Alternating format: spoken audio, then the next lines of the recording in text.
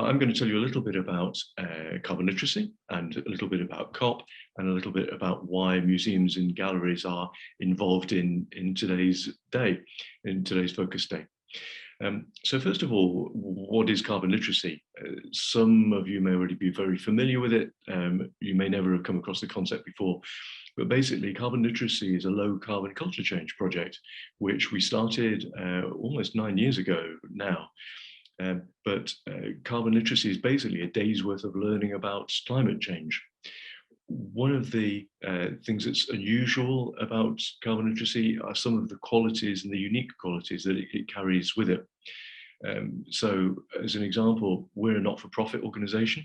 The Carbon Literacy Project is owned by the Carbon Literacy Trust, which is a registered charity. Carbon literacy was started when we pulled together a working group of 30 people, drawn from all walks of life, all sorts of organisations, who all collaborated together to create a definition for the term carbon literacy, and then created a standard that described a day's worth of learning about low carbon futures that would work in all contexts. So it would be both consistent for all these different types of organisations, yet at the same time adapted for all those organisations. And this approach was unique.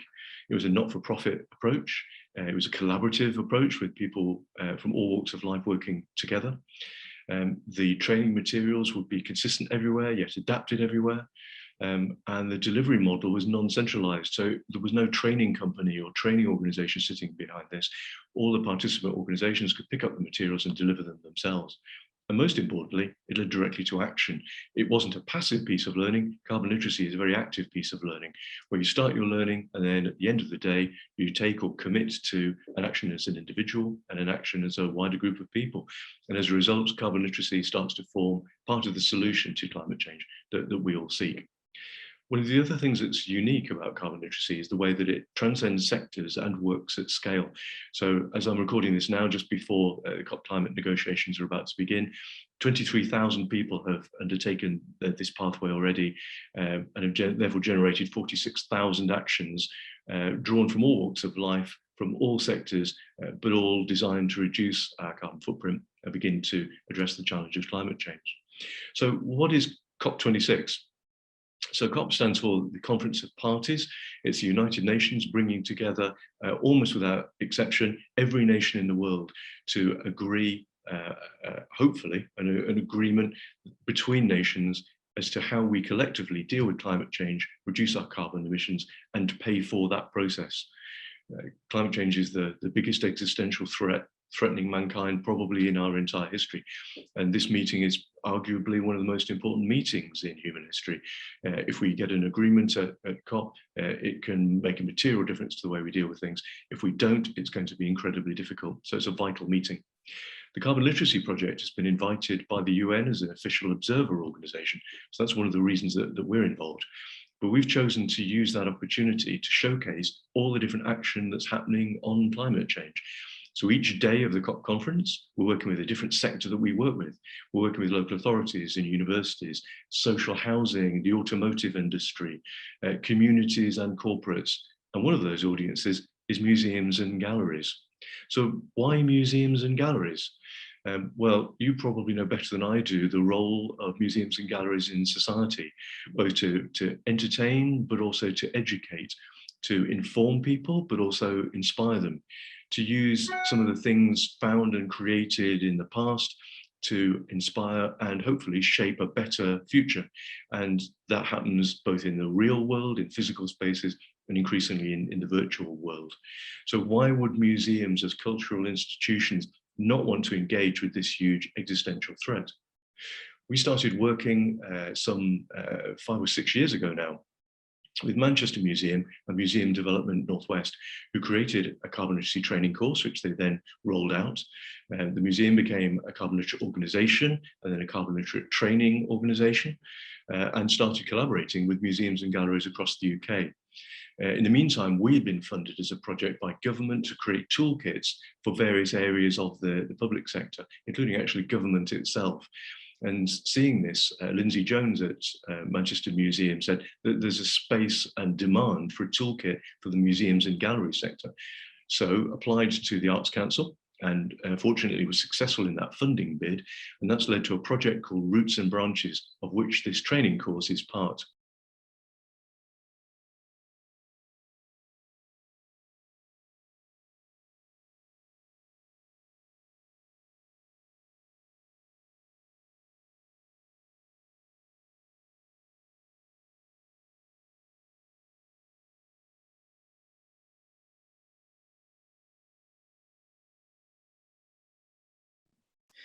Welcome to Carbon Literacy for Museums. This presentation will give you a brief introduction to the Carbon Literacy project and the development of the Carbon Literacy Toolkit for museums. My name's Alison Criddle and I'm Carbon Literacy Officer for Museum Development Northwest, working with Lancaster Museum. I'm Jack Rose-Worden. I'm the Museums Coordinator for the Carbon Literacy project. So what is carbon literacy? Carbon literacy is an awareness of the carbon costs and impacts of everyday activities and the abilities to reduce emissions on an individual, community and organisational basis. Carbon literacy is not a science lesson. It's designed to empower participants to take action and support action and create a low carbon culture in their workplaces and their communities and beyond. So for the carbon literacy training, participants must undertake a day of learning accredited by the Carbon Literacy project. Certification is the name of the game. At the end of the training, you'll pledge 2 significant actions and to reduce carbon emissions. And these will be reviewed by the Carbon Literacy project at the end of your training. And ideally, these actions will take place in your workplace. One will be an individual action that you do yourself, and the other will be a group action, which you can do as part of a team. So the Carbon Literacy project is a large-scale educational programme that originated in Manchester. And so far, over 22,000 people have been trained, and they have pledged over 44,000 low-carbon actions. So with this infographic, you can really get a scale of the project and how much good work has been done. And by participating now, you're contributing to this culture shift, which will help to deliver on climate targets. So you might be asking yourself, why should museums act? Well, we in the development of the Carbon Literacy Toolkit have been asking other museums and organisations across the sector why this is important. And here are some of the things that we've been hearing. So museums will be impacted by climate change, for one. And museums also have a carbon footprint, they create emissions. And engaging in carbon literacy will help museums align with the value and missions of museums and the sector. Museums, we have a real responsibility there to their communities. They're also trusted within communities as well. Having this kind of learning helps us as organisations to keep up with change in legislation, to be engaged with funding requirements and opportunities to align values and missions. And ultimately, museums tell the biggest stories of our past, our present, and the possible futures that are to come. So this quote is from Esme Ward, Director of Manchester Museum. So tackling the climate crisis in our sector, she says, the climate and ecological crises call for collaborative working, collective action and cooperation both globally and locally. We are passionate about the role that museums can and should play in addressing the climate emergency. Carbon literacy enables us to take that action. So where are we at so far? The toolkit has been in development for the last few months.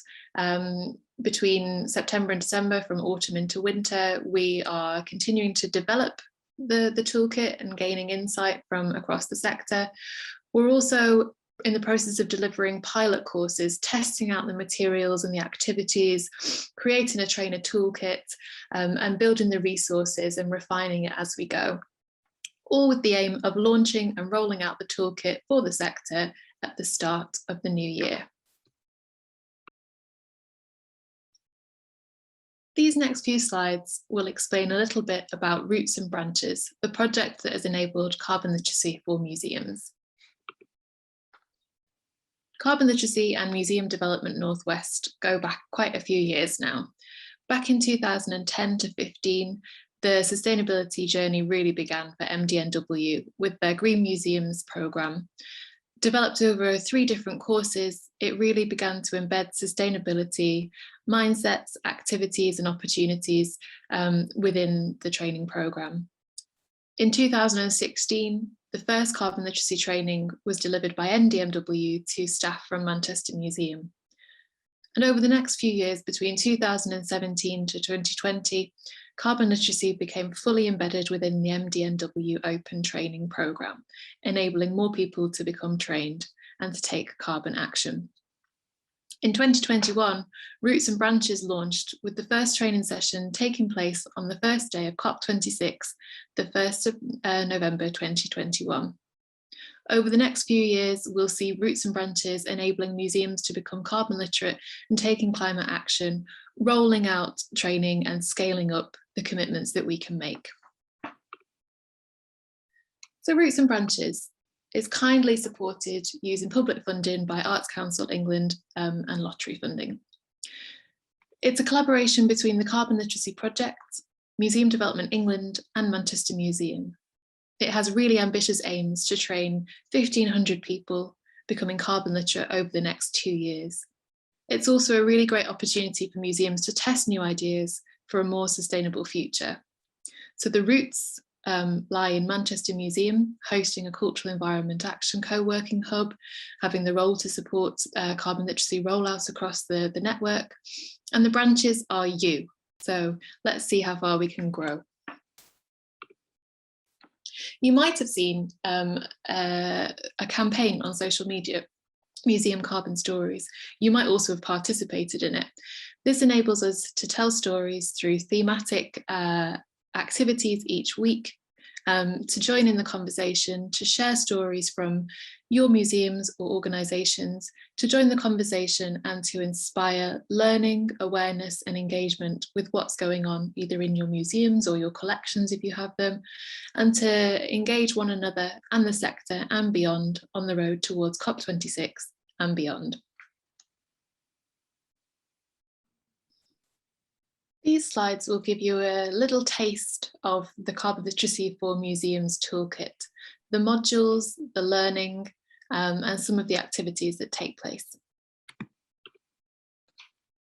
The Museums Toolkit is 1 day's worth of learning, but you can create a delivery schedule that suits your museum. This could mean delivering in a single day, or it could mean delivering over a number of days. There are 4 modules in total. In module 1, you'll have an introduction to climate change science and the impacts of climate change. In module 2, we'll have a think about equity and vulnerability and the role of museums in taking climate action. And we'll also think about the co-benefits of taking climate action. So how will taking climate action positively impact your museum in other ways?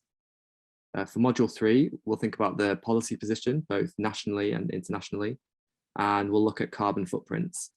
And finally, in module 4, we'll have a bit of practice having climate conversations, and we'll start to think about your actions. So everything that you will learn during your training is guiding you towards taking action. So by the end of your training, you will have learned. You'll have gained an understanding of the basic science of climate change and the international context of climate policy. You'll have gained an understanding of how climate change will affect museums. You'll have explored the impact that museums can have on tackling climate change. You'll have created an action plan to help reduce the carbon footprint of your museum. And finally, you'll have explored strategies for influencing others to take action on climate change.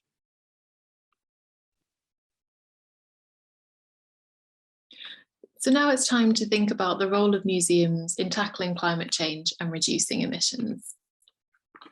So what are some of the ways in which climate change can impact museums? There are things like temperature and humidity issues for collections care, but also the well-being of staff and visitors. There's the insurance and extra costs of wanting to future-proof and protect buildings and collections. That can be fed in from extreme weather events such as flooding and the impact that can have on infrastructure and leaky roofs that cost more money. There's also things like tourism and footfall. Who are we getting through our doors, or how are people experiencing the collections that we have? Issues like pests and the impact that they can have on collections and care and protecting them for the future. and how climate change ultimately impacts on all of us as citizens and members of our communities. So it's really important that we begin with some understanding of the cultural carbon footprint, so the carbon footprint of our own sector. This screenshot that you're seeing is lifted from the Arts Council England 2019 to 20 environmental report and gives you a snapshot or a bird's eye view of the impacts of emissions and environmental impacts of the sector. So you can see in the top right hand corner that during the year 76,049 tonnes of carbon dioxide were emitted by organisations within the sector, so 636 different reporting national portfolio organisations. Museums, you can see on the bottom pie chart, make up 24% of those carbon footprint emissions.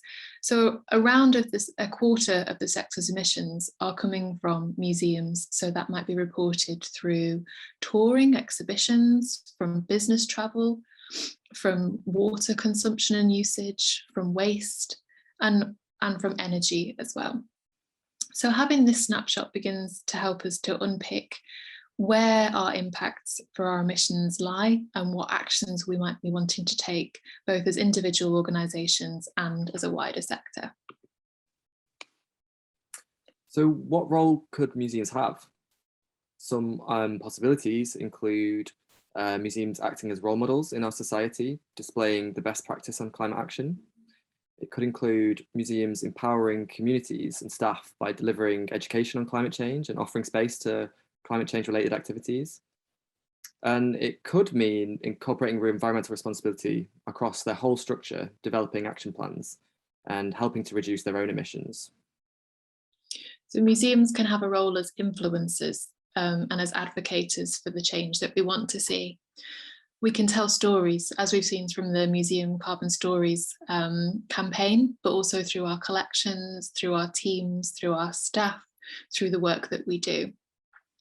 And we can reimagine what our institutions might be, the responsibilities that we have, and the changes that we want to see. The Carbon Literacy for Museums Toolkit has been designed to offer a range of different activities to help engage participants so that we can work independently, with examples such as self-guided learning, to activities such as collaborative discussion and group work in live sessions. Here in the next few slides, we've highlighted a few activities from across the toolkit to share with you so that you can get a sense of some of the topics covered, the ways in which the toolkit is tailored specifically to our unique museum sector, and how we want to build in different case studies to help with our learning. One of the activities explores the spheres of influence, so who we can impact to take climate action and what our role is as museums and members of museums communities. I always like to think of it as imagining that we're a pebble being thrown into a river or a lake, and when it hits the surface of the water, it has that ripple effect. So this is essentially thinking about how far our ripples can go. So we'll think about this as a group. These are some of the people we could influence, so ranging from trustees and councillors to funders to our families and our personal communities. And within the training, we explore this with case studies from across the sector. This activity really emphasises the scope of the influence that communities and museums can have. And it also really helps to guide you towards taking action within your sphere of influence. Following on from that, we start to envision what might a low carbon museum look like. So this activity is usually done as groups in breakout rooms we've shared online, or in a workshop format we'd be working together in a space. It's all about sharing ideas, thinking about how can we reduce the emissions caused by the operations and activities of our museums. So everything from what it takes to switch the lights on, through to caring for our collections, through to amazing programming for our audiences and visitors. So working together, we think about collaborative ideas sharing. What key actions could we take? What are the shared issues that we have, and what's unique for our specific institution? what might the barriers be? How do we identify them and think about how might they be overcome or addressed or engaged with? And who would need to support us to do this and how? So again, it might be thinking about those spheres of influences that we have involved. We'll explore this through 4 different themes. So envisioning what that low carbon museum might look like, we'll think about things like procurement, so everything that we procure or obtain in order to do the work that we do, whether it's computers and IT, to food and drink in catering or cafes, to collections care management technology, a whole range of different things that we have in order to do the work that we do. We'll explore waste. So what we create, what we do with it, where it goes afterwards, how we reduce it, the emissions that are caused by it, and how we engage others to reduce that impact as well. Energy, so whether it's the lighting in a gallery space or to control humidity or temperatures within a collections presentation, through to old or historic buildings, or how we're developing, if we're thinking about capital projects or new buildings, new technologies, how do we make those changes? Who do we need to engage with? What barriers are we currently facing? And then we'll explore transport. So how do we get to and from work? How do we enable others to access our spaces and engage with it? And how do we make those reductions whilst also continuing to produce amazing work that's unique to our own institutions? Throughout the training, we're building our learning continuously and understanding the scale of impact that we can have as museums and individuals working together. Our responsibility is to take climate action, and the training also helps to shine a light on the wider implications of the action that we're taking and how it can align with different issues at play within our sector. So we know that taking climate action as a museum doesn't just have to be seen as a challenge, it's also an opportunity. There are a lot of co-benefits to taking climate action as a museum. We use the co-benefits of climate action activity to discuss this as a group, think about real life case studies from museums, and think about the different co-benefits that taking climate action can and will have. So some of the co-benefits include future-proofing, so that is an action that not only reduces carbon emissions, but also prepares your museum for future impacts of climate change, and also puts your museum on the right path for funding requirements. A lot of funding bodies now require environmental responsibility to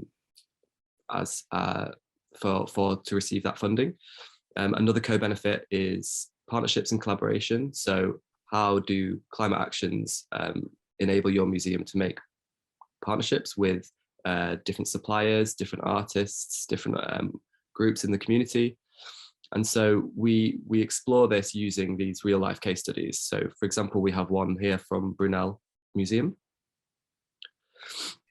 So one example that Brunel has undertaken is to develop a plan and building it into all areas of their organisation. So this sustainability plan can be a really great first step in a museum or gallery's climate action journey, or it can be a continuous work in progress to report to and align with.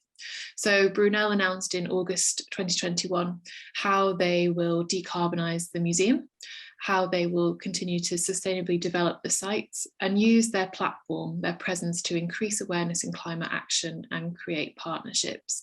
So thinking again about those spheres of influence as well. So some of the co-benefits that as a group we might uncover include financial sustainability. So developing a plan and embedding it across the whole work stream of the museum can lead to reduced costs, whether that's right now or in the future due to sort of investments in green technology. It also has really great co-benefits for the museum's reputation. It puts the museum at the forefront of climate action within the sector. And it also has the opportunity to lead to audience development. For example, Brunel Museum might be engaging in exhibitions that think about climate change and the impacts that might be had on the community. and this could lead to, enhanced audience interest. So basically, the idea of the activity is to really enable us to think about the multitude of different benefits that taking climate action will have, not just reducing emissions. It really has just loads of different benefits for your museum. And the co-benefits really help us to identify the collaborative impact of working together as a group and taking responsibility within that group to act. So the training across all of the modules is guided towards creating your own action plan. So at the end of the day's worth of training, we will create our own action plans. Within that, there is a requirement to create one action that you can implement on your own, and to create one action that you can implement together with your colleagues or your collaborators. And these are all built into the carbon literacy action plan template that we provide to you. So we're thinking about how we get our society towards carbon neutral. How do we achieve these targets? What are our commitments? What are our actions going to be? We consider the impact that we can have, the carbon reductions potential that we can take, and how we can work together to embed those actions to take meaningful action. So at the end of all of this, it's submitted to the Carbon Literacy Project for certification to enable you as a learner to become carbon literate and to encourage you to take your actions forward into your organisation.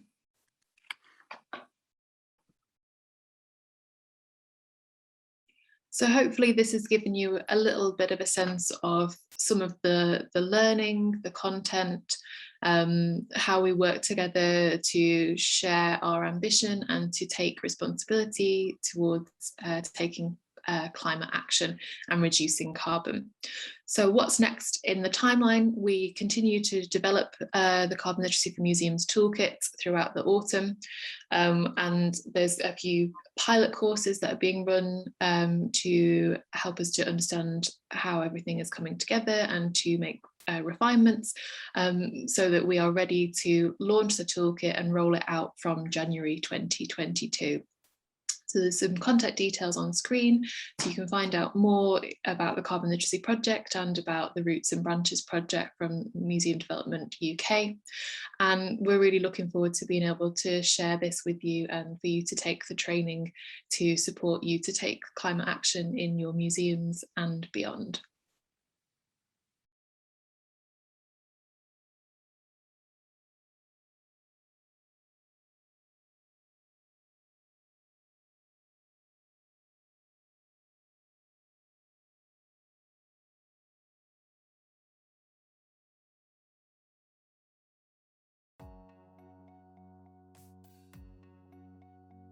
Dippy on Tour was the Natural History Museum's famous Diplodocus cast that toured around the country. Dippy took pride of place in the Council's energy efficient offices, number 1 Riverside, a building that incorporates renewable and low carbon technology. A fitting venue for Dippy, who has become an ambassador for the natural world. At Touchstones, we hosted an accompanying exhibition to complement Dippy's stay, using our collections to tell a story of the past, the present and the future. Through the project, across both sites, we engage audiences of all ages in conversations about our crucial role in the future of the planet. We hope that visitors were inspired and left with an increased awareness of the steps we can all take to help to protect the natural world. It's no exaggeration to say that Dippy is a national treasure, and we were honoured to host him here in Rochdale on behalf of the North West.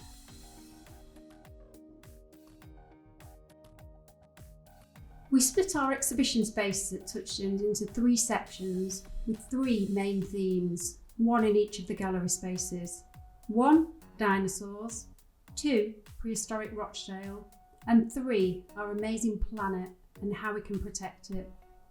We wanted to ensure the entire exhibition was interactive and informative, so families could learn together in a fun and friendly way. Working with exhibition designers and many partners to bring the exhibition to life, we used our own collections alongside loaned objects from the Natural History Museum and Manchester Museums collection. So, our dinosaur space was a chance for visitors to explore the gallery and learn more about dinosaurs, how they lived and what happened to them through their slow decline and mass extinction. It was also a space to find out how museums ensure our understanding of these animals continues to grow. The gallery included lots of objects, including dinosaur bones, teeth, bird skeletons, a meteorite, and even some fossilised dinosaur poo. Interactives included a flapping pterodactyl, which is not a dinosaur, and a mini T-Rex 3D jigsaw, and also a packing bones into a museum crate activity. The second gallery was an immersive space that looked at how the environment in Rochdale would have looked 150 million years before the dinosaurs roamed the earth. Using our collection of fossils from Sparth Bottoms, a site in Rochdale where, in 1894, a selection of fossils from the Carboniferous period were found, and geologists from all over the country flocked to see the site. A huge image of moving plants and life from this period was represented on a projection, and our famous Sparth scorpion was brought to life using AR in this space. Our last and largest gallery spaces looked at the future and was meant to inspire audiences to make a change. The main message was that no living thing is too small to make a difference. No species, no human, no insect or plant. By working together, each doing our own bit, we can help protect the future of our amazing planet. The area was split into climate change, loss of habitat, cause and consequence, and cooperation. Here we had a massive eco-floor game, a wall full of insects to show the biodiversity of life, with lots of facts about the impact of what we do and the effect that this can have on the planet. A pledge wall where we asked people to make a change on our beehive, and a swarm of knitted bees suspended from the ceiling. Each of these bees was made by a member of our community through a call out we undertook. We had bees sent from far and wide, with even a few sent from Spain. We also had a film showcasing some of the fabulous, sustainable projects that were and are happening right here in Rochdale. It makes sense here to mention the carbon literacy training that most of our staff and volunteers were offered and took part in, that armed us to talk about sustainability through our exhibition. The training gave us an understanding of what climate change is and its effects, providing us with sufficient information to be able to make our own decisions about what we can do to reduce our own carbon footprint, both in a personal and professional capacity. It was all going well, too well. We had visitors queuing around the building, and then COVID-19 struck. We were open for a total of 5 weeks, and then we went into the first lockdown. During lockdown, most staff were furloughed, but we managed to reimagine our exhibition, changing it from a hands-on experience to a completely different, socially distanced and mask-wearing offer, with an actor-led interpretation. 3 scientists travelled back in time to search for a solution of how to save the planet. They needed to gather information about the past to do this. First, they visited our Touchstones exhibition to learn about the dinosaurs. Then, they travelled back 240 million years to visit Rochdale in the Carboniferous era. Then, after learning all about the environment from the wise Rochdalians, the scientists can go back to the future, knowing that the world's missing knowledge has been found.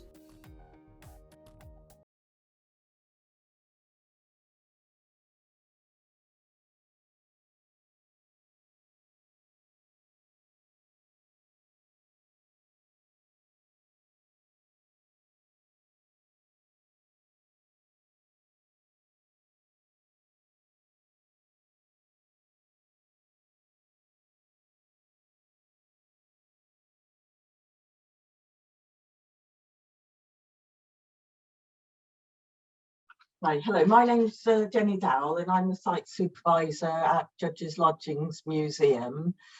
A couple of years ago, I undertook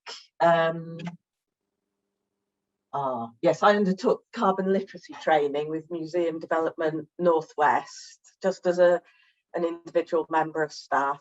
Went down to Preston for it, and although I was expecting a little bit of a jolly, to be honest, when I got there and went through the training, I found myself experiencing an incredible mixture of rage and upset. So the content, yeah, just made me very, very angry, and also, you know, I cried a few times because, you know, it was just so upsetting. But the great thing about carbon literacy training is it's all about action, inspiring you into action. So I had an individual commitment and then a kind of museum commitment, and that was about forming a green team. So when we got back, it was a combination of volunteers and staff got together and we formed this green team. So since then, what we've done a number of things. A major bit of that was applying for a sustainable improvement grant, which we got £1,000 from Museum Development Northwest, which enabled us to do sort of a number of things. In fact, it changed quite a lot through the progress of the grant for a number of reasons. But anyway, one of the things was we got a hot bin for the garden. So when that's up and running to temperature, we'll be able to recycle food, so which otherwise goes for waste. Both from staff, but also we have school groups. We also have bought some bike racks, and once they're installed,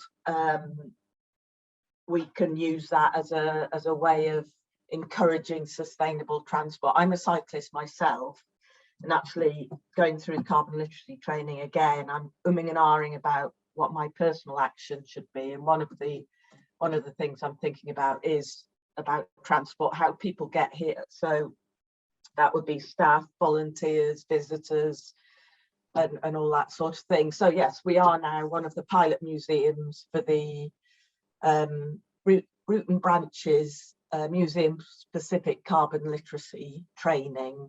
So yeah, that's going to mean a number of things for us, but I'll kind of talk about that a little bit later. So yes, other things that we've done. This was a good portion of the grant was replacing our existing bulbs with the LEDs.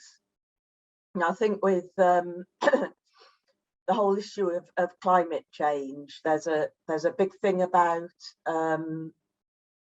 getting the urgency across and also making the case for action. So whereas, you know, clearly there's a very strong ethical case, a moral one, and, you know, and all that sort of thing. Nevertheless, quite often I think we need to make the economic case, and just as an example with the LED lights. So we have reduced energy consumption, so our bills will be lower.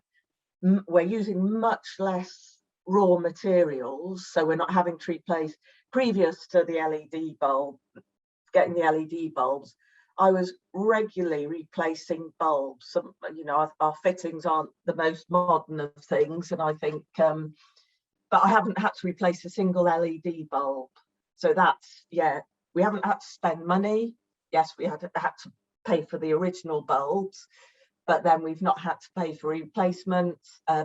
It's saved a lot of my time, because I was up and down ladders all the time.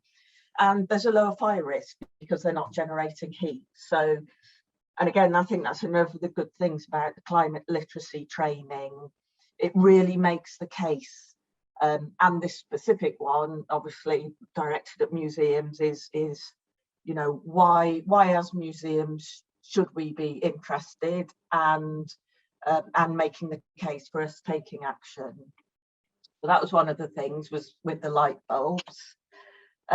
We're very lucky here in that we've got a small garden. It's not many people know about it. It's this lovely little secret garden, and it's managed by, we have a volunteer team, a small but dedicated volunteer team who look after it. We have sort of fortnightly-ish events, so that's obviously good in terms of, carbon literacy. It involves everything, health and well-being and all that sort of thing, and it's good for the volunteers. But then we've all, because we've got a nice space now, that we've got lots of outdoor games, so that's obviously again good for the health and well-being of our visitors.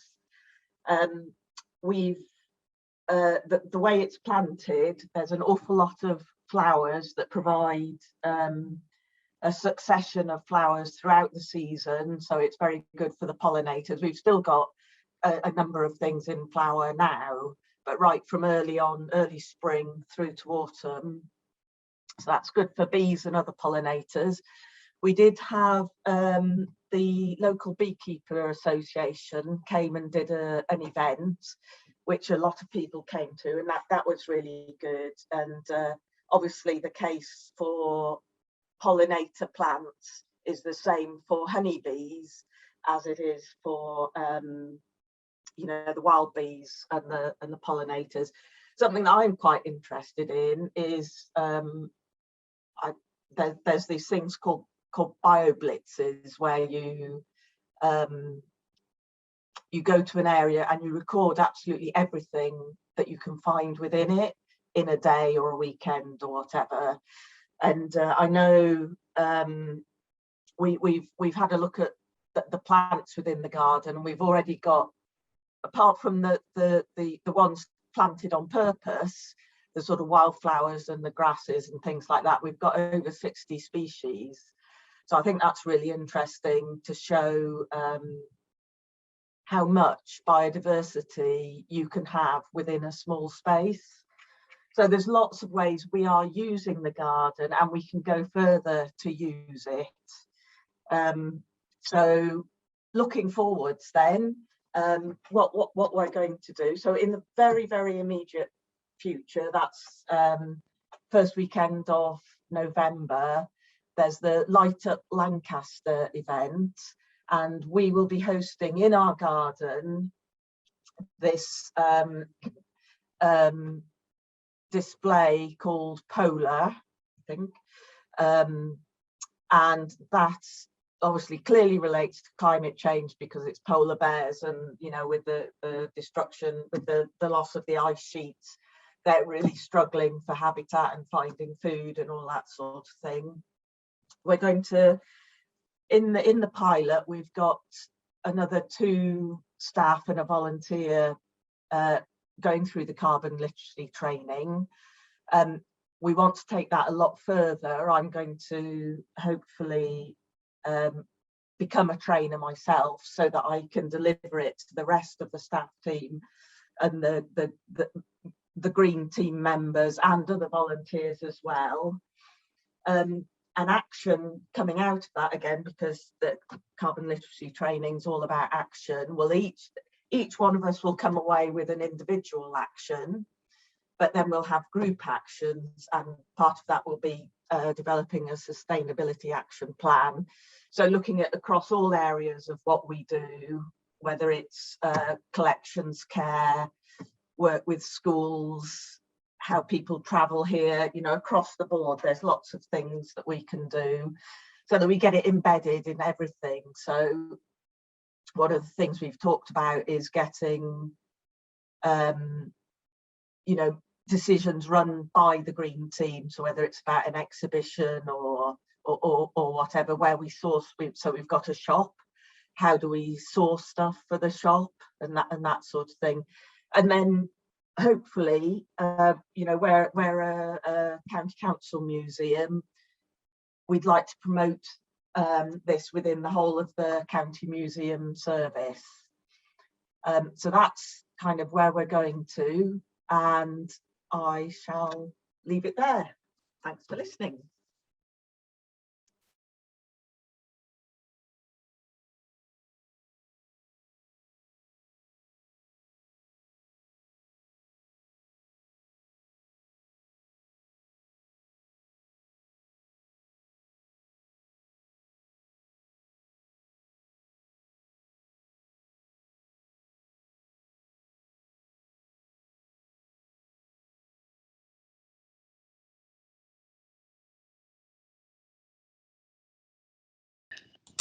So my name is Stephanie Fletcher and I'm the Assistant Curator at the University of Salford Art Collection.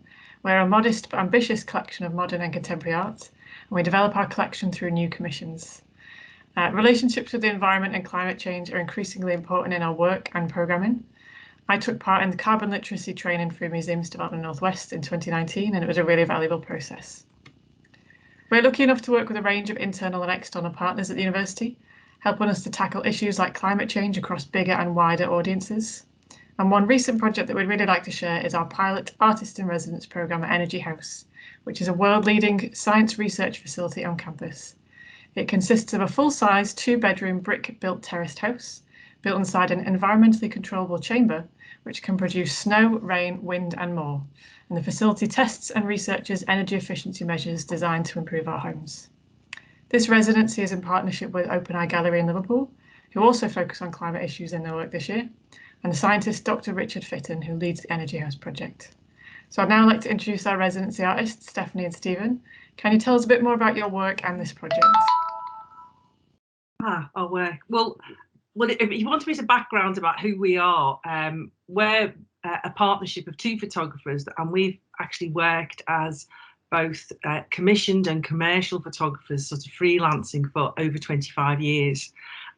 We've had an interest in the built environment and landscape photography. That's been our background in both our personal and our commissioned work. So we came at it from that background of sort of photographing a lot of domestic properties through our sort of commercial side, and also working on a lot of landscape personal projects that we've done in the past. So just focusing on the Energy House residency, so obviously you've been working there with scientists. Can you tell us what you learned from each other's practices? So that work across the kind of arts and science backgrounds and the different reaching audiences and different working practices. Yeah, I mean, I think one thing that sort of really occurred to us was the ways of approach were quite similar in some respects, I think, to the way that we work, particularly from a collaborative point of view. I mean, so much of what we did for what we call our research is about conversation. And so much of what they're doing is like discussing and analysing and then working out and thinking what they've got to do next. So it's very similar to the problem solving in a creative process. So you know, it's that problem solving and discussing and organising that is very similar.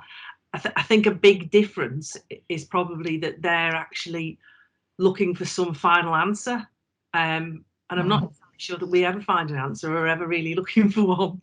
Yeah, I think that's a big difference. I think because obviously, you know, scientific principles tend to be based on, and I'm generalising here, observation, careful observation, hypothesis, and then experimentation to either prove or disprove the hypothesis. So in many ways, and I think that relates quite closely to our practice in photography. I mean, photography has always been bound up in technology anyway. And in a sense, it does measure things. In one sense, it measures light, and whether that converts the sort of silver in a piece of film, or whether that creates an electrical current in a microchip, or light sensitive chip. So in one sense, it's those two things are very much bound together. And I think what's also important in both practices is the sense of imagination. You know, you might think that science is quite dry, but in many ways, it's imagining maybe what could or couldn't happen.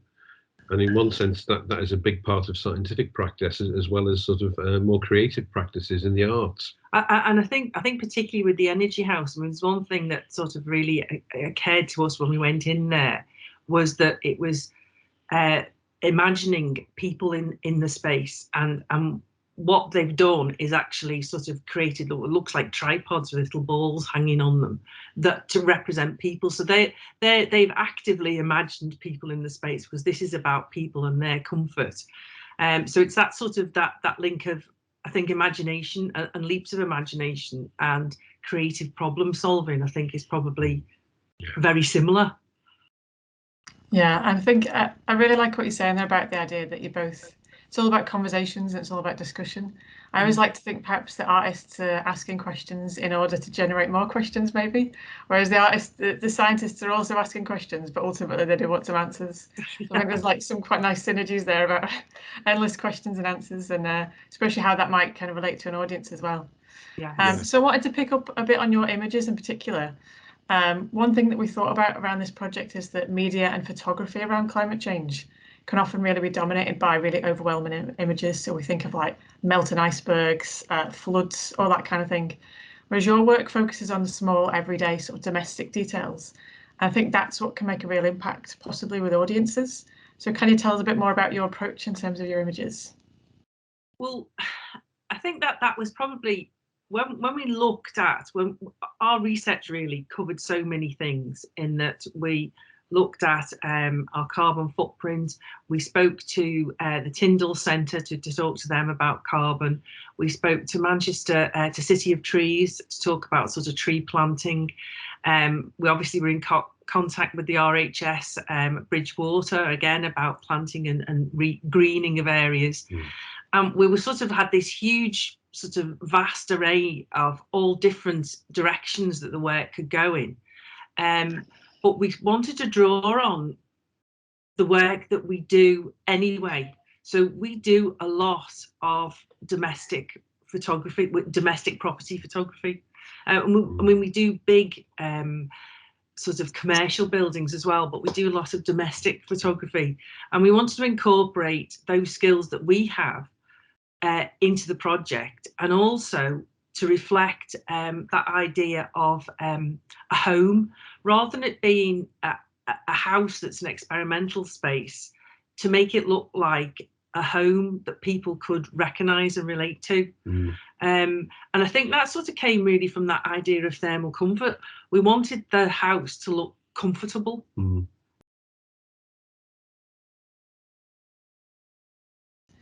Was there anything else that really surprised you about the residency? Anything that you found out, or anything about your own practices, or perhaps what was being communicated to audiences?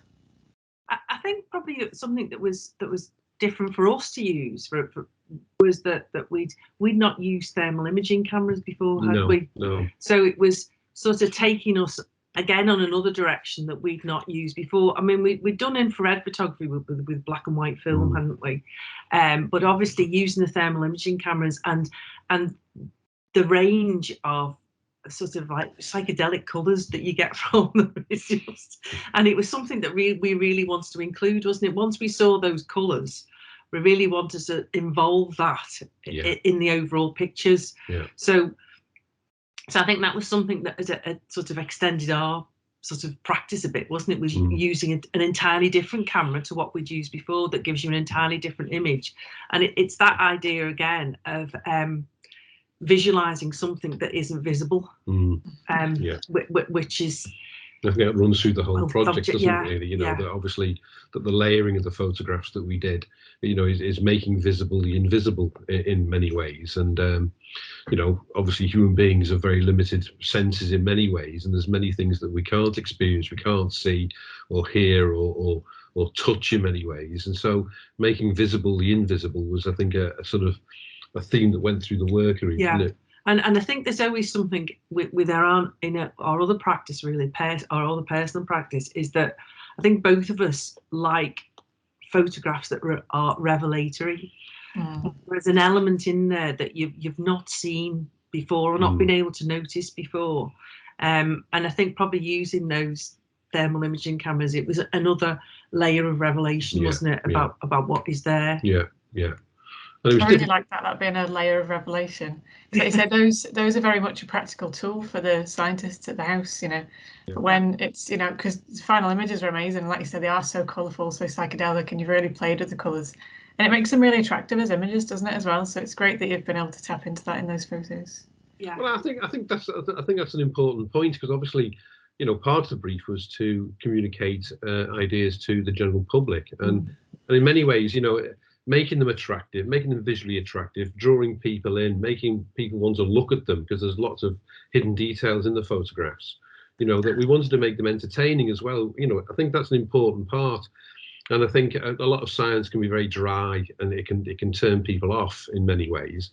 But if you can make it entertaining, it draws people in, and then they discover things about their own environment, their own, you know, environmental issues in this case. But, you know, that we're very conscious that we wanted people to actually spend time and look at the photographs and, you know, work out what was going on in them. And I think we've succeeded. Yeah, I think so.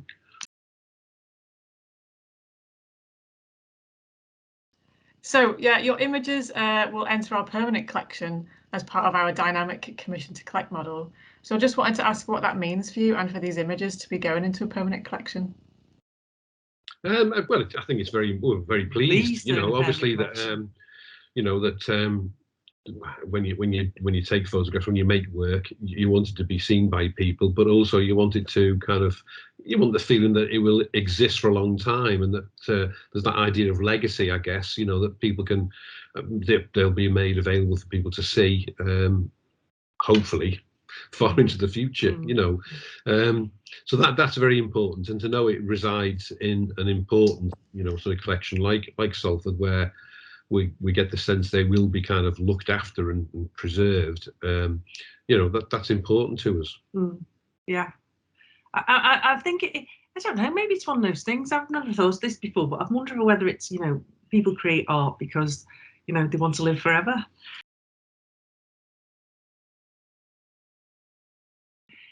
It's important because of it's at this point, actually the point that we are at the moment, that, you know, there is the considerations of climate change and the devastating effects it's having on, you know, and I think it's quite important to have some work in there that will say, well, this is what they were, you know, this is what people were thinking in 2021, and we don't know, you know, say in 2031 what they're or 2051 what they're going to be thinking, but they'll be there.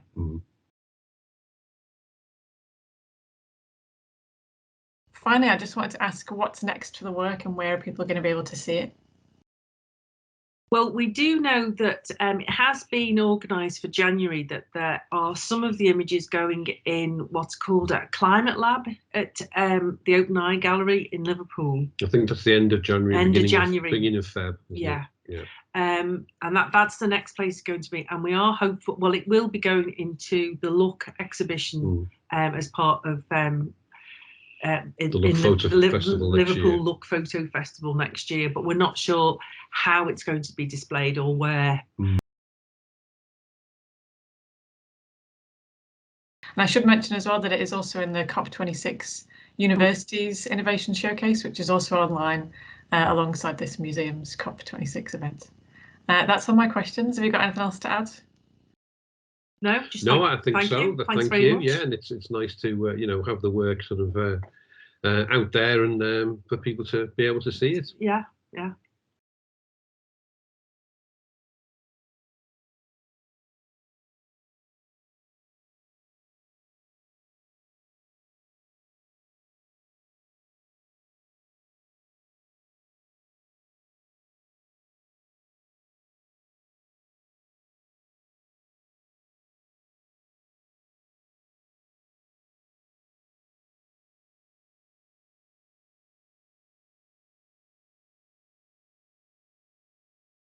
Hello, my name is Bridget Mackenzie. I'm going to talk about putting an echo lens on things, which is a new programme from Climate Museum UK.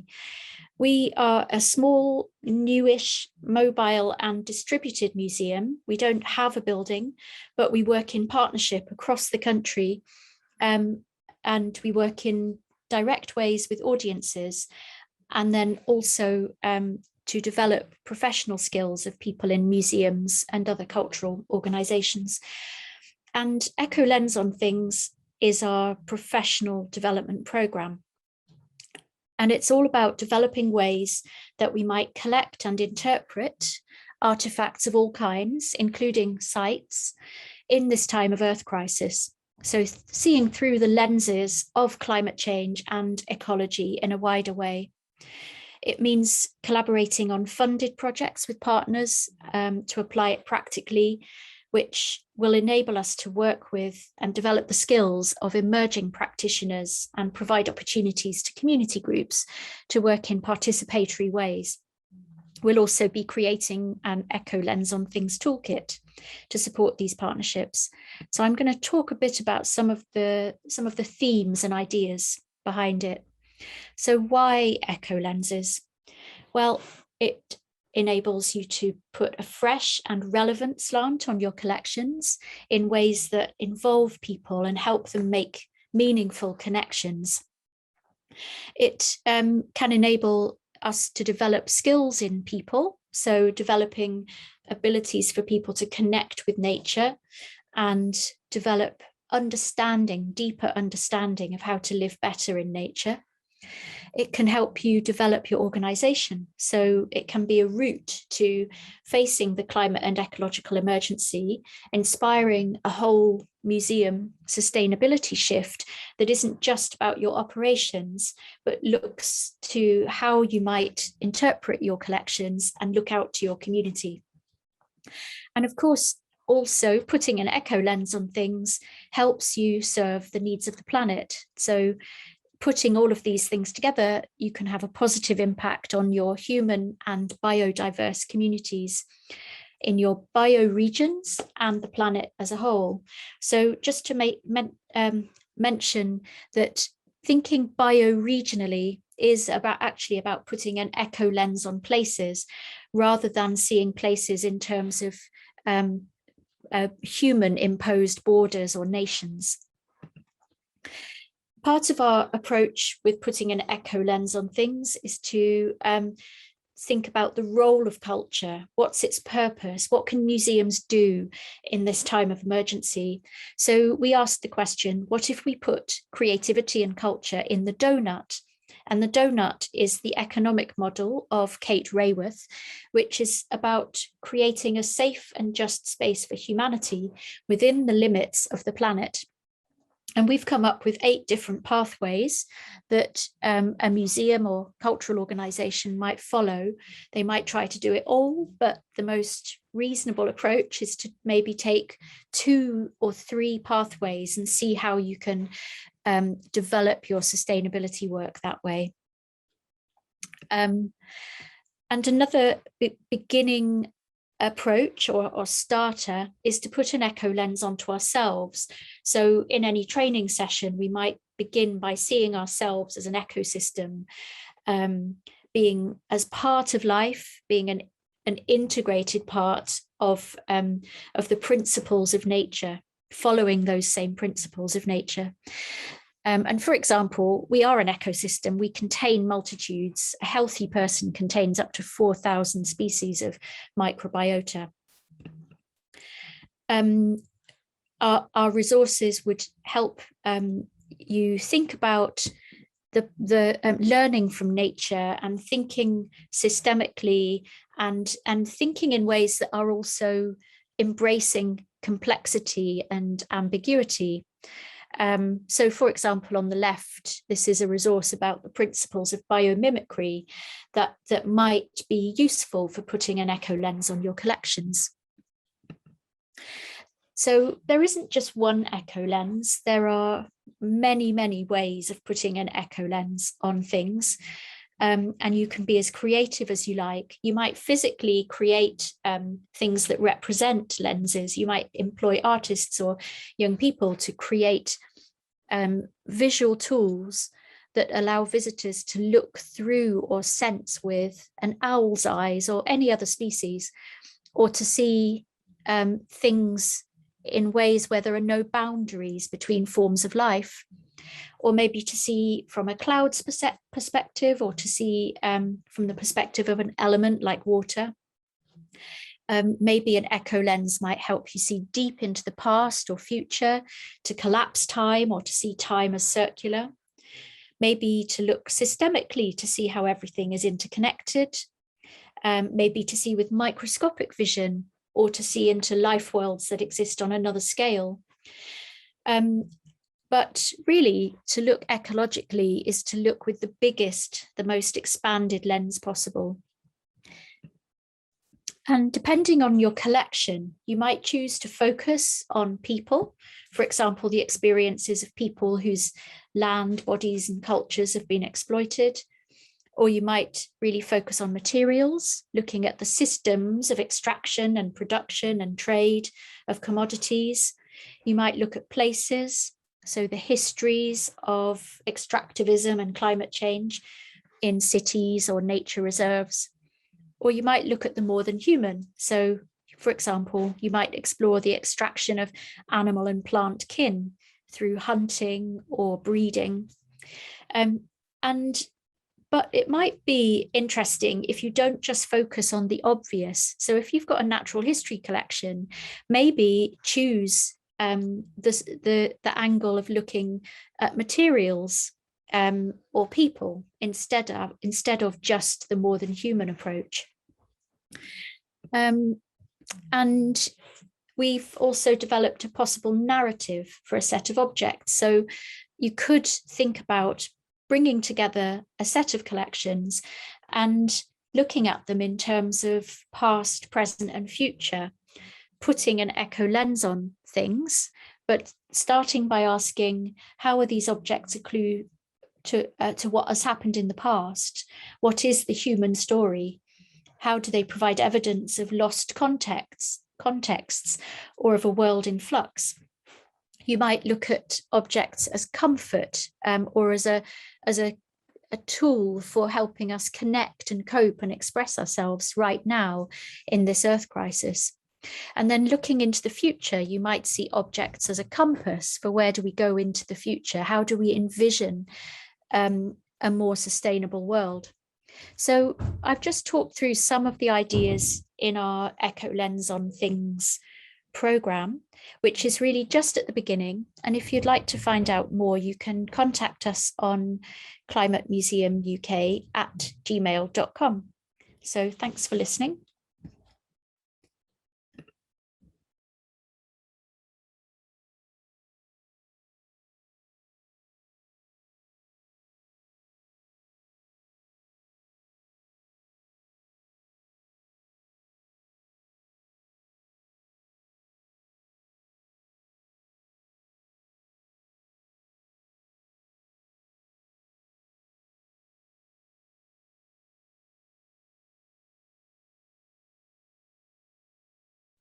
Hi, Max.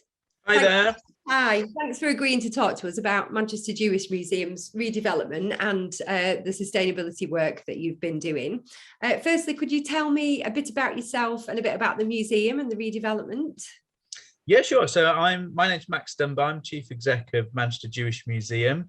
I've been at the museum for over 10 years now.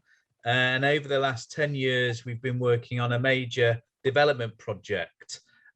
So we've been looking at how we can transform the museum, creating new spaces, extending the museum, which has always been housed in a former synagogue. It's a grade 2-star listed historic synagogue site. And over the past 10 years, we've been looking at how we can grow our spaces to enable us to house and display more of our collection, and to do more activities for a broad range of different audiences and local communities. Fantastic, thank you. And I know this redevelopment's been sort of long in the planning, and the museum's received some fantastic feedback from the public since you opened in early July this year. So it's been a process, like you said, of restoration and expansion. So I'm keen to hear about what impact that's had on your energy consumption, you know, considering you've got bigger in size. Sure. So we've doubled in size, but despite doubling in size, our sort of overall energy use and our sort of carbon impact has actually reduced by 20%. And it was, this was a real sort of a key factor behind a major factor behind the project. How do we create a new museum building that's environmentally sustainable and fit for purpose, for future generations? So we had a fantastic design team, fantastic engineer team.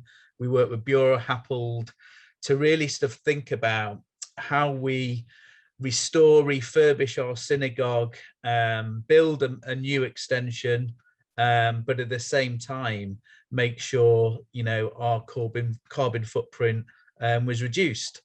So we had many workshops. We looked at the space, the building itself, the site itself is a very tight space, so we had to be really creative in how we go about coming up with those solutions, particularly working on a listed building where there are so many sort of restrictions in place.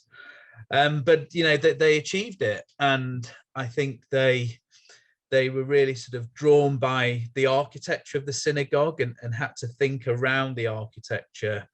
And for example, they came up with a system whereby they created it was a double floor slab underneath the modern extension, which now sort of heats and naturally ventilates the whole building.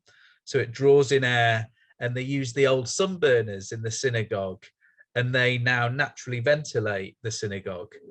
So it was a combination of sort of new technology, but also using those historical features that now have produced this incredibly energy efficient museum.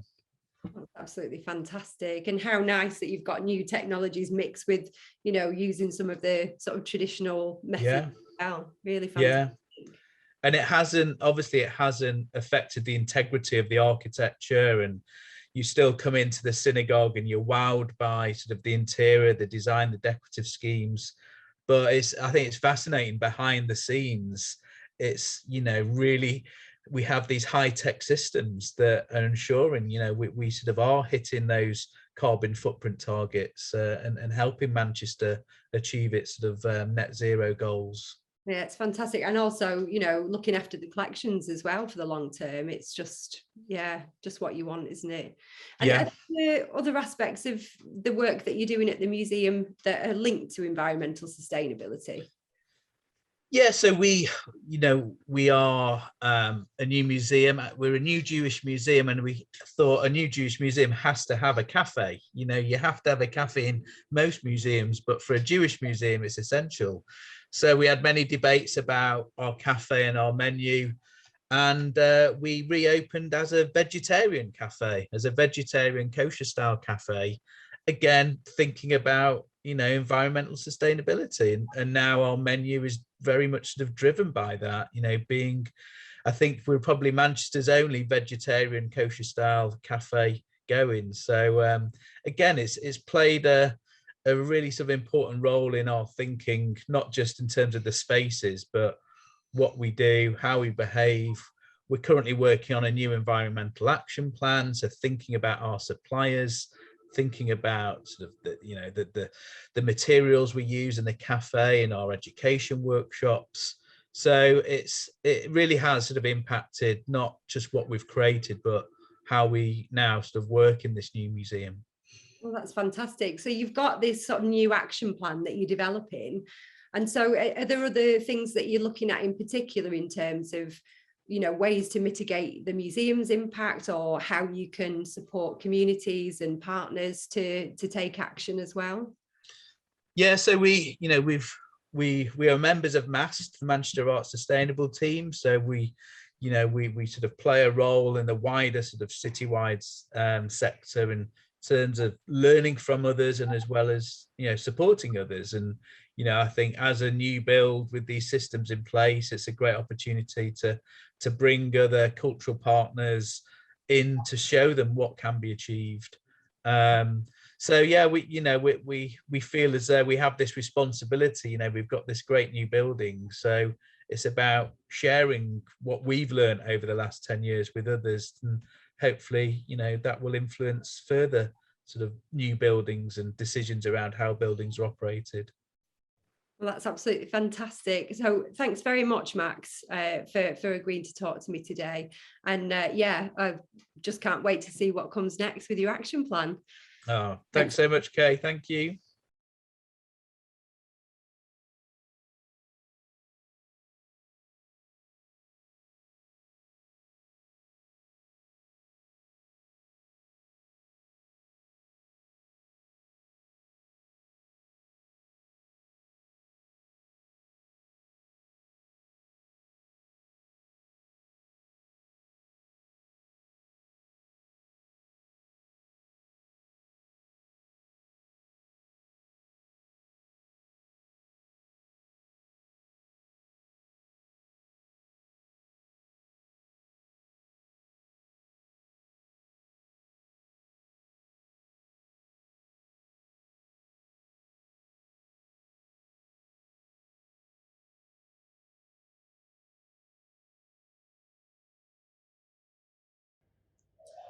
Hello, my name is David Gelsthorpe and I'm Curator of Earth Science Collections at Manchester Museum here at the University of Manchester.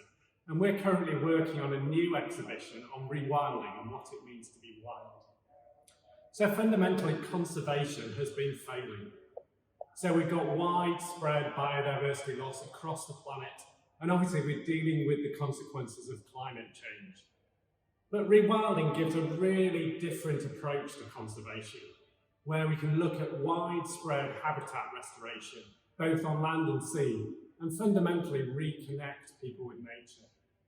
And our exhibition and programme will be very rooted within some brilliant research at the University of Manchester and beyond. So we'll be looking at things like the reintroduction of wolves at Yellowstone and the dramatic kind of knock-on effects this has had on things like different bird populations.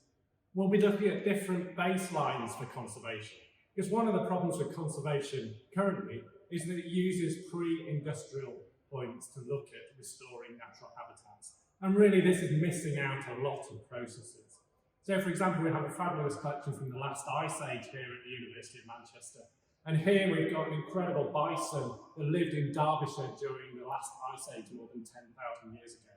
And this would have had a dramatic effect on turning over soil, fertilising it, and also lots of other animals would have been around at that time that we no longer have, such as the predators like lynx, wolves and bears. And these would have had a dramatic impact on things like deer populations, which are obviously very prevalent today. So we're looking at different baselines to reintroduce different processes back into the natural habitat today. And other research that we're looking to bring into this exhibition are, for example, the research from the University of Exeter around the reintroduction of beavers.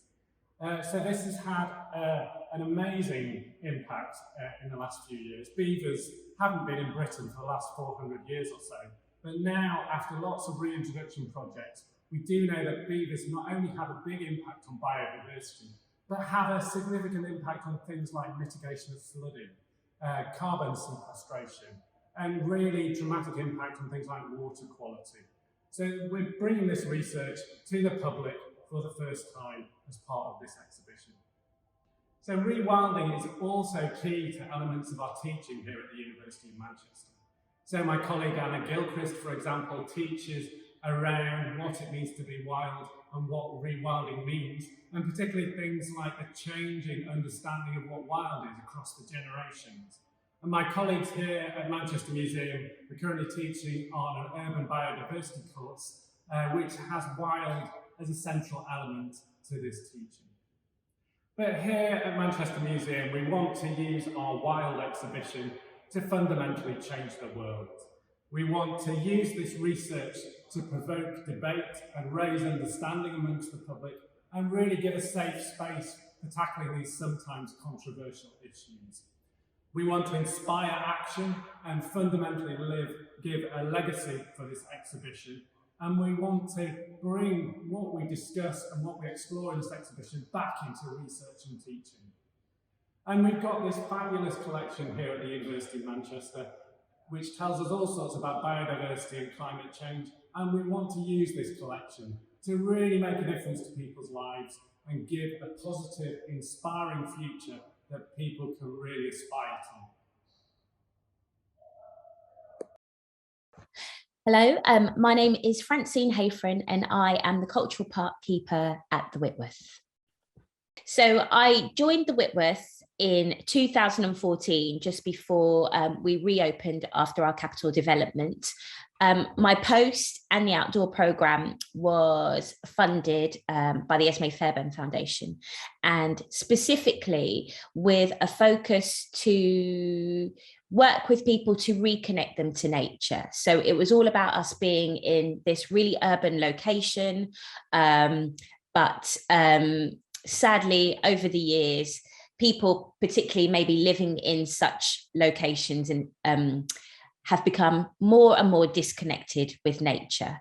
And so we wanted to turn that focus to work with families, visitors, residents close to the gallery to come back in, reconnect with the park, which was a thriving park when it first opened way back in around 1910. And the park was created for, obviously, for the gratification of the people of Manchester, to use it as a place to relax and enjoy and to improve their well-being. And so move forward to however many years later to where we are now, we have tried to re-establish that connection with the park and people, and getting people to use the park to connect to nature, and also using it to improve its well-being. So that is some of the context of the work that we have been doing. At the end of 2019, just before the lockdown, we embarked on a project with the Friends of Whitworth Park to create a new community garden within Whitworth Park.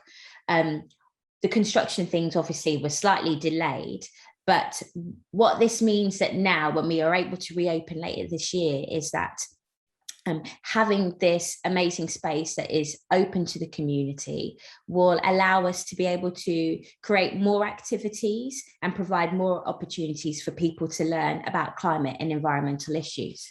So, for example, within the community garden, it is very focused on it being a useful space and a useful garden for residents, but also a very eco-friendly community garden. So embedded through activities and in the way we work, we will look around water sustainability. So the obvious things like creating providing water butts and things so that we can think more sustainably about the water that we use outdoors, and it just become part of people's everyday activity. Looking at things that obviously being completely chemical free within the community garden, but also looking at things like, through activities, being able to show people the benefits of us planting more trees and planting more green coverage like that, because obviously the evidence shows that if we're able to plant more trees, this aids with more transpiration, which takes less pressure, obviously, off the resources. So it's about being able to embed activities. And I think by having a space like the community garden, and even our outdoor programs, our outdoor program at the Whitworth, which continues to be free and accessible to everybody, it's just about giving people the opportunities to engage and to learn and to be part of the solution rather than part of the problem.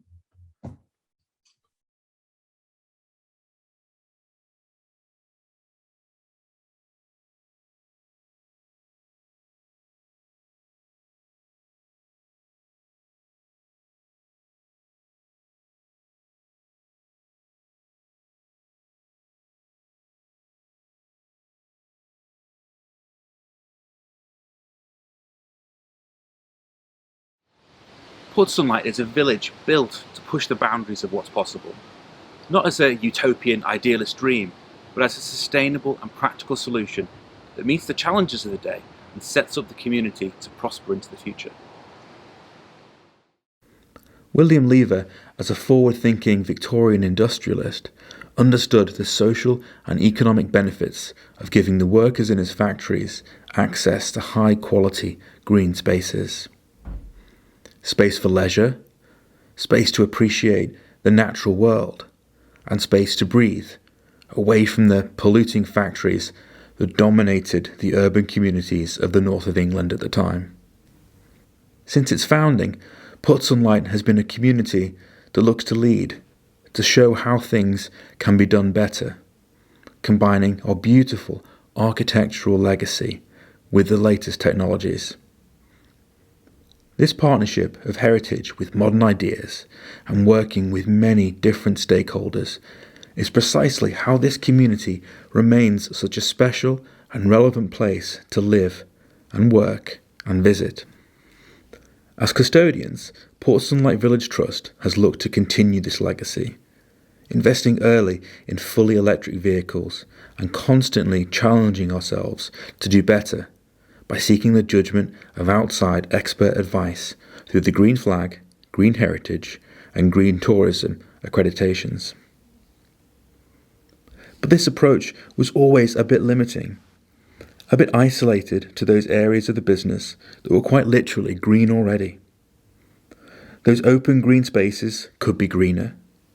They could respond better to the problems of our modern world, and though we made great strides, we needed greater ambition. We needed a strategic approach that joined up all areas of the business and embedded sustainability right into the heart of our workplace and culture. And why? Well, you'll have seen 100 reasons why from other people, but for us in Port Sunlight, we understand that this moral obligation to be better and do better for the environment also makes our village, our community, and the businesses that support it more financially sustainable. It sets up our 133-year-old village to prosper and lead the way for another 133 years and beyond. Port Sunlight is unique, with many stakeholders that contribute to its success. It has always been an inspiring place, and by embedding sustainability into its core, we have an opportunity to inspire further, to change attitudes and behaviours by showing what is possible when communities, business and government work towards the same goal. Delivered with match funding from Museum Development Northwest, Port Sunlight Village Trust commissioned the Environment Partnership to produce our environmental sustainability strategy. Based on the UN sustainability goals, the strategy defines our vision for environmental sustainability and describes key actions for improvement in 6 areas: energy, water, waste, transportation, business, and greening the village. The strategy includes a report with a comprehensive baseline study, environmental vision, aims, and action plan for delivery. It also has supporting documents that include an opportunity matrix for improving the thermal performance of Port Sunlight's listed buildings, and a more detailed energy study. Right from the beginning, the strategy has been people-focused, relying on the input of staff, volunteers, and our board. This understanding that it's the people who will drive this strategy forward, and that the varied professional and personal backgrounds of those involved in surveys and working groups is a crucial and critical factor in ensuring that this strategy is delivered in a meaningful way. So, our new vision. By 2030, we will improve our environmental performance and support our workforce, community, visitors and partners to be more sustainable, to create a greener future for everyone. Short, to the point, focused on ourselves, well perhaps, but that is really the point. In order to inspire and support others, we need to establish best practice at home. We need to know how that is achieved and how that is sustained. Our successful model can then be used to help other communities and organisations and to be that beacon that Port Sunlight has always been.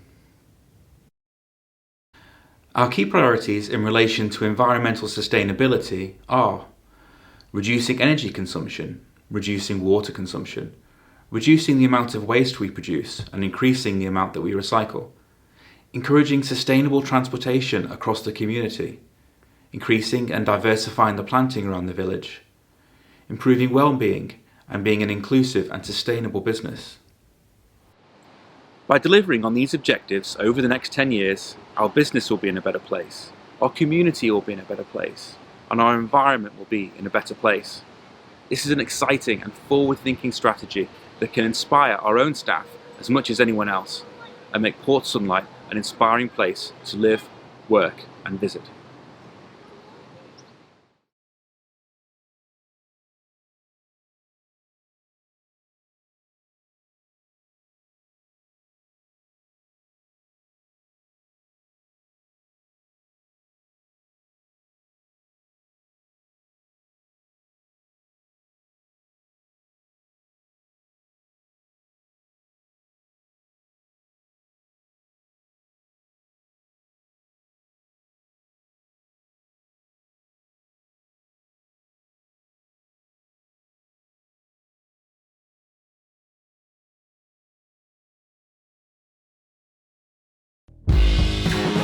about you?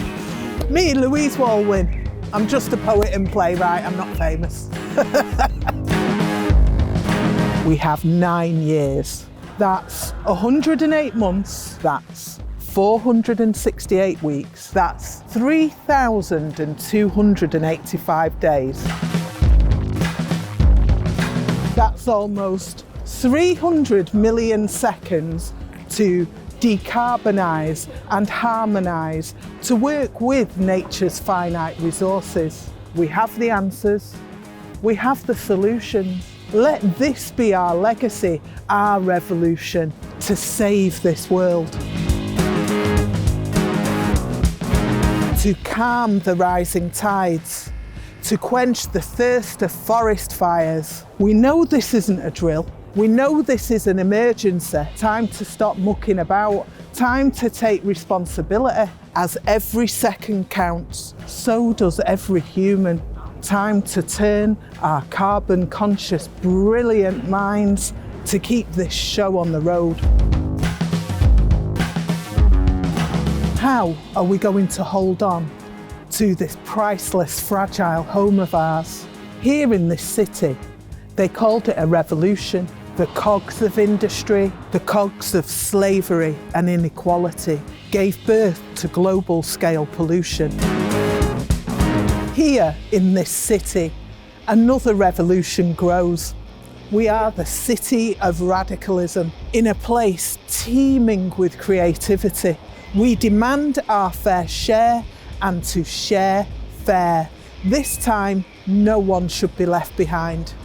Now the factories are forges of our imagination. We are a place of innovation, inspiration. Here in this city, we are learning new ways of working, linking culture and environment. We are sharing what we have, what we know. Let these seeds of change grow. We are fighting back. We have got nearly 300 million seconds.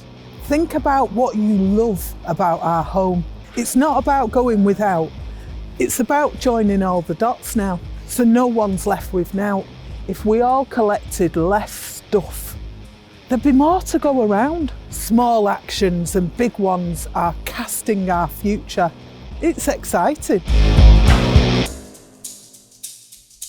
Imagine looking back in 300 million seconds time and knowing each time we collaborated, each time we put self-interest to one side, so that if Villette was painting our world in a decade, it would be clean air and the real colour of sunsets that he can see.